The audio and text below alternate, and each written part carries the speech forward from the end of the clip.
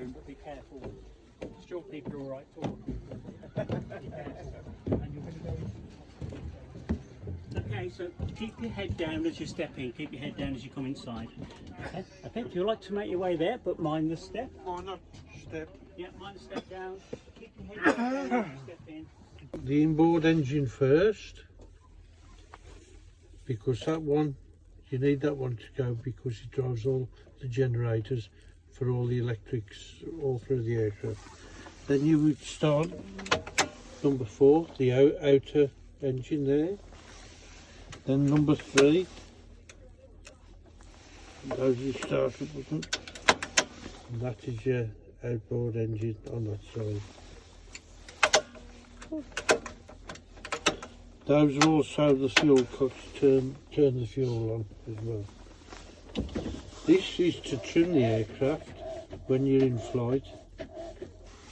That is for the rudder.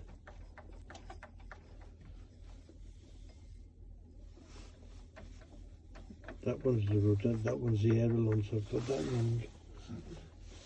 Don't worry, we haven't crashed.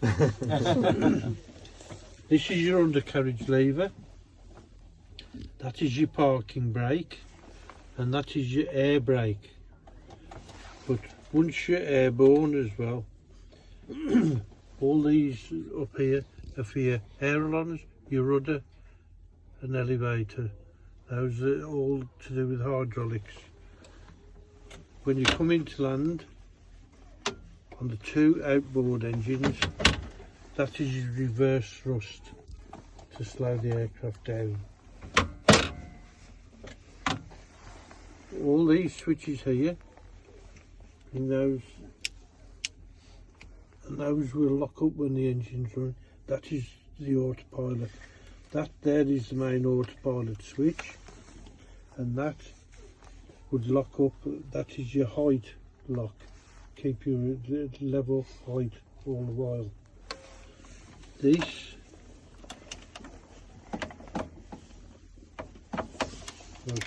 not going to work for me. Should do. That is your main flaps anyway. When you're coming into land, your main flap lever. Air brake, rudder limiter, and of course then you've got your knots, speed, artificial horizon, compass. They're all another compass. All these up here to do, those 4 to do with the startup, and these. They're all marked up different. Can't see without my glasses. These are all engine switches as well. Engine switches there. Heater down there. But you've got to remember this is an old aircraft. All this is 1952, the old Comet. If you went and got in the VC-10, which is parked down the bottom there, completely different layout altogether. That's like 70s aircraft, 60s, 70s aircraft. And you get in the new one now, the C-17, the Globetrotter, all you've got is, I think it's 4 television screens, because it's all press button. There's nothing at all in the cockpit. None of this anything. It's fly by wire. Just one little lever. There's nothing of this at all. The modern youngsters coming into the RF today, they wouldn't have a clue how to fly. Not a clue. Like cars, isn't it? Yeah. It's like we had a display pilot from Duxford in the other week, and he was telling me he's a Spitfire display pilot. He was saying the lads that's coming out to the RF now, put them in the Spitfire. He says they are clueless. Wouldn't know how to start. Wouldn't know. He says all they're interested in is pressing buttons. And he says Spitfire you have to fly, keep your eye on the temperature, fuel gauge. So your eyes will be everywhere. Oh yeah. But there you go. If you the The aircraft in international airspace, although fly fairly close to the airspace that you were trying to monitor. It didn't have satellite navigation at the beginning. It had something called INS, Inertia Navigation System. Gyroscopes, they can measure tilt. Accelerometers, they measure straight line movement. Put them together, and some clever person invented a guidance system.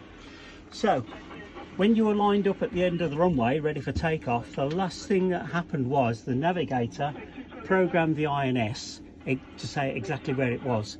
And that was a very known, definite, fixed point at the end of the runway. Once you tell the INS where it is, it can work out where it's gone due to all the aircraft movements. So that was how they navigated. There was a worker one and a standby one in case the first INS developed an issue. You had a standby one. There was a rolling map display, as far as we know, that projected a map down on here. So as the aircraft was flying, the map would scroll to give you a visual idea where you were. If all else those failed, there was another way of navigating the aircraft. Now, if I say about Queen Elizabeth I and sailing ships and how they navigated those sailing ships, they used something called a sextant. Yeah, it was like a quadrant thing, and you could look through it with like an eyepiece, and you could measure the angle of the sun, and if you did that at a fixed time of day, you could work out where you were. Well, this has got a sextant, an astral sextant. So at night time, it was possible you would push this piece of equipment in, which was the sextant. It would go out through the top of the aircraft. It'd have like an optical system coming down, so you'd have an eyepiece, and you could shoot the stars. So provided the captain flew the aircraft very level at a constant speed for a fixed period of time, you could get a very accurate fix as to where you were. So the astral sextant, that mean World War II, but usually it was like a dome, so the actual navigator could stick his head through and use, but this one you stick a device through there. So very quickly, that's what the navs did, most important job. This seat here, we're still unclear what this was about. It's something to do with radio communications, but we don't know. We think somebody from the back probably came forward, did a little bit of work, and then went back again. And if all the radios failed, you had a Morse code key, help, help, help. So that was the fail safe. I've only just found that this morning. Right then, let's have a look. Basically, the people at the front, so the pilot, the navigator and flight engineer, they were the bus drivers. It was their job to get these people to a certain location. They would have been given their own brief about, right, we want you to fly here, stay here for so long, and we'll give you a message when to come back. People in the back would have had a separate brief, and those guys at the front wouldn't have been party to it. So they were just, your job, get this aircraft there and bring it back. Two teams of people on board here. First team, the ELINT team, Electronic Information Gatherers, They would be the people manipulating all these signal analyzers and the oscilloscopes and these power meters, whatever it was, to try and track down whatever it was they were looking for, or whatever it is they heard and thought, oh yeah, that's of interest. That's a good radar communication. But wait a minute, we heard that one last week. So with just a couple of seconds worth of radar transmission coming into them, they'd be able to say where it was and what type of radar system it was, and they'd probably work out from that what type of vehicle or building or whatever it was, where it had come from. If it was some speech they were hearing, like a mobile phone call, they would pass that call on to the communications team, communications team, skilled linguists. So depending on which part of the world you were operating in, you have people that were fluent in that language. So the call would be passed over, the linguists would pick it up, and they would listen on their headsets as to what was being spoken. So they might be monitoring hostile forces, ground commanders talking about their next attack that they're going to do. With that information, they could send it either to friendly base station, a mobile unit, an aircraft in the sky, or anywhere in the globe. This had satellite communication system on it, instant worldwide communications. So basically that's what those two teams did. How they did it, what it all means, we don't know. Who they did it to, who they were listening to, and where the information was being sent back to, we're only can just generalise because we don't know, it's still classified. So before we move on, you'll notice there's lots of these keypads. So each of the seat number is given a rack number. So 3A, 2, 4A. So if you're sat here with your headset on, if you want to talk to somebody in, I don't know, position 12, or rack 12, press the button and you'll put through to him so you can talk on the headset. So it's your internal communications, and you could conference people in, so you could have more than one, 3 or 4 people on the line chatting about what it is you needed to know. What you see on the screens are representations of what we think they saw. We don't know. It's our best guess because all that is classified information. Eventually we hope to get all the screens lit up on this aircraft, so it is a bit of a work in progress to bring it back to its full working state.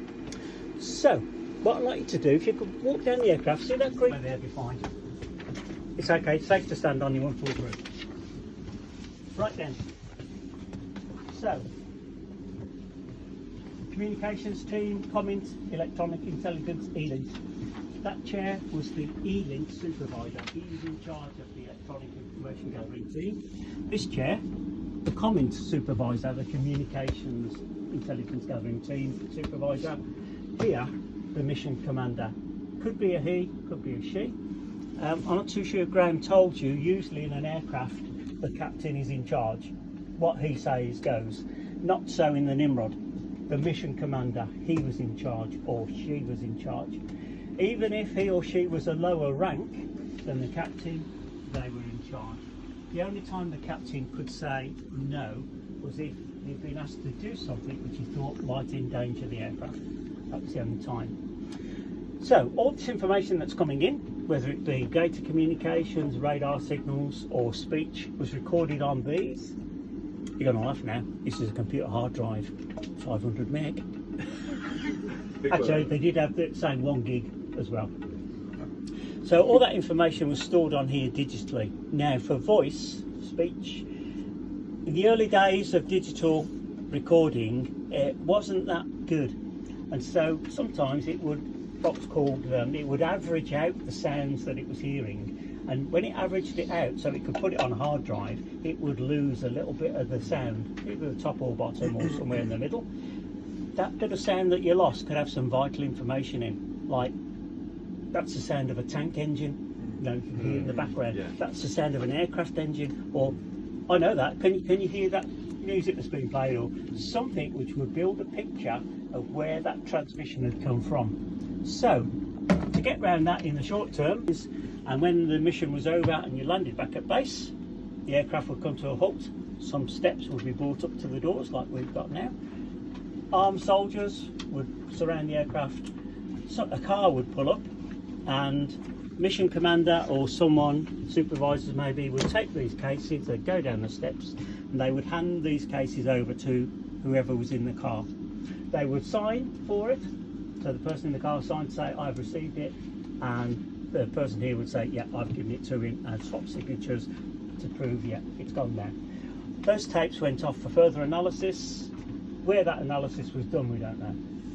Where these tapes are kept, they're probably kept in some sort of archive now, we assume. So there you go. So the missions were 9 or 10 hours long, which is quite a lengthy period of time.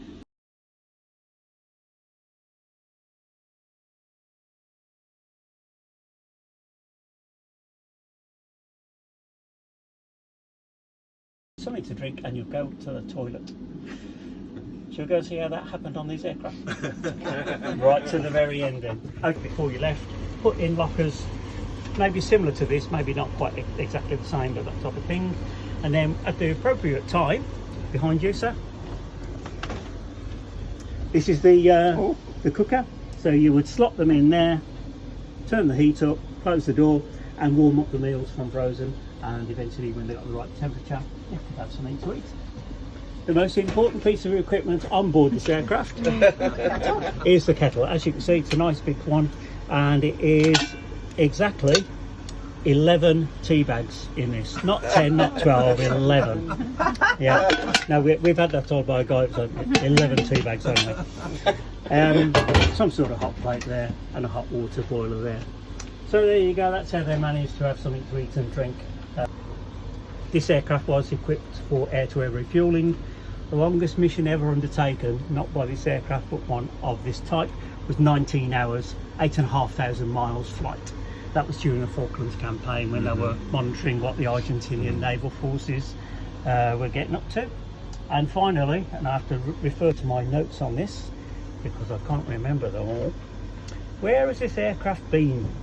So if we look in the flight logs, so in its days,